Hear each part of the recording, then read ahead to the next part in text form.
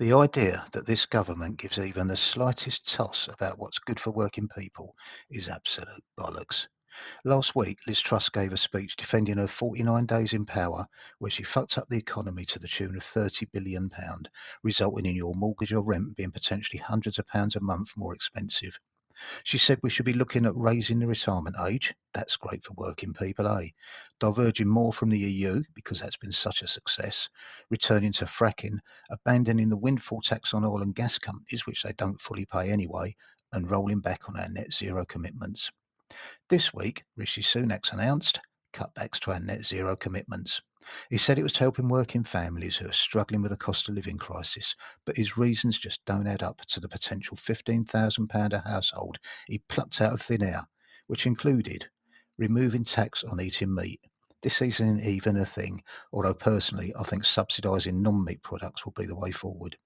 Removing taxes to discourage flying. Again, this isn't a thing, although tax on private jets, which are the biggest polluters, would be good, and I don't think that'll affect most working families. Sorting our household rubbish into 7 different bins. I don't know anyone who has that many bins, and they can't even get what we have right, so again, it's not a thing.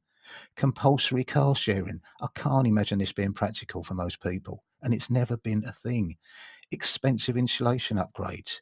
Now, this isn't a thing, but it would help households with their fuel bills, and it doesn't have to be expensive for the householders. What the government could do is move the massive subsidies they give to the oil and gas industry and subsidise insulating buildings instead.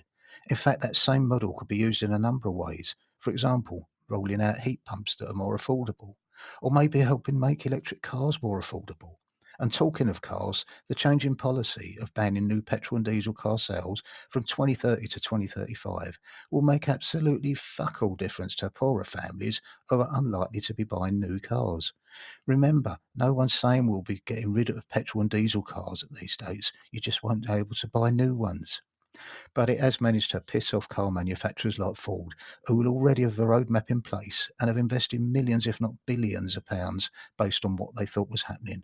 They'll have to get that cost back from somewhere, and it will be reflected in new car prices, which will in turn affect used car prices, which will affect poorer families. So why is Rishi doing this? Well, primarily he'll see it as a vote winner. He saw the by-election result where they won standing against ULEZ, and despite the fact ULEZ was a Tory policy from Boris Johnson, and despite the fact it was an air pollution measure, not a net zero one, they managed to conflate those things together and beat Labour up with yet another manufactured issue. What I don't understand is their claim that we're world leaders on green issues and we've moved ahead more quickly than other G7 countries. Okay, so is that a reason to slow down? You don't see Mo Farah yards from the finish line thinking, I'm ahead here, best slow down and let the others catch up. Fuck me, Rishi, go for gold. But they've let the cat out of the bag in one way. Rishi's made a big thing of saying politicians were wrong in the past and haven't been telling the whole truth about net zero.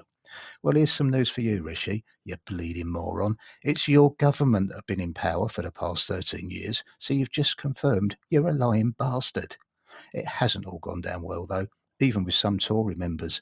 Zac Goldsmith, who's a Tory peer in the House of Lords, has come out strongly against the changes, resulting in Kemi Badenoch, our Secretary of State for Business and Trade, saying on LBC that he wasn't in touch with ordinary people because of his wealth. Well, guess what, Kemi? Rishi Sunak is pretty fucking wealthy, so thanks for confirming how out of touch he is. And his wealth, or at least his wife and family's, hasn't done too badly from recent government policies, like the multi-million-pound deal they did with BP that coincided with new licenses for oil drilling in the North Sea. It's not net zero that's hurting ordinary people, it's the policies of this government, like the recent decision to close the door on legal challenges to PPE procurement. That's around 15 billion pissed up the wall that could have helped us. Apparently, the next big climb down could be HS2. £8 billion will have been wasted already. People have lost homes and businesses in its wake, and there's been untold environmental damage. But there is some good news on the horizon.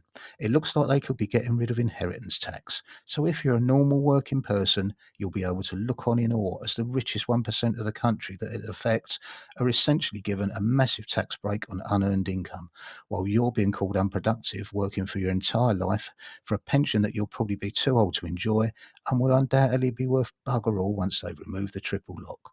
Welcome to Tory Britain.